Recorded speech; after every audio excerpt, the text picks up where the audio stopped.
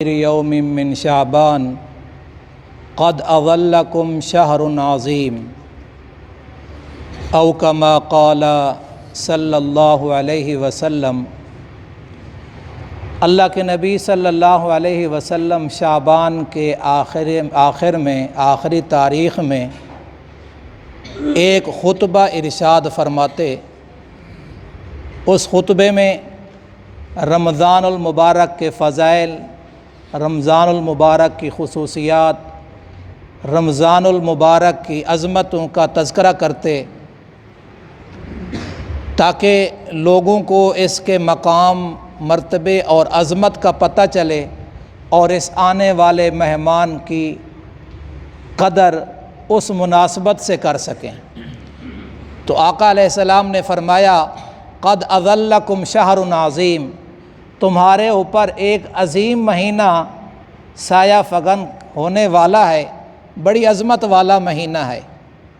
قرآن مجید میں اگر آپ غور کریں تو اللہ تبارک و تعالیٰ کی ذات کو بھی عظیم کہا، وَهُوَ الْعَلِيُّ الْعَظِيمُ، ساری کائنات کا بنانے والا، چلانے والا اور ساری مخلوقات پہ عظمت رکھنے والا، وَهُوَ الْعَلِيُّ الْعَظِيمُ، اللہ تبارک و تعالیٰ کی ذات کو عظیم کہا۔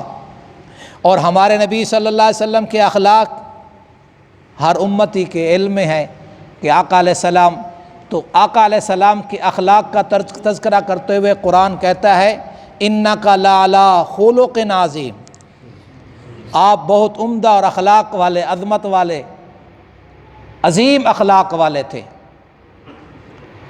اور پھر اس امت کو، نبی صلی اللہ علیہ وسلم کی امت کو بھی فرمایا قد فاز فوزا عظیما، اس کی بھی بہت عظیم کامیابی ملنے والی ہے۔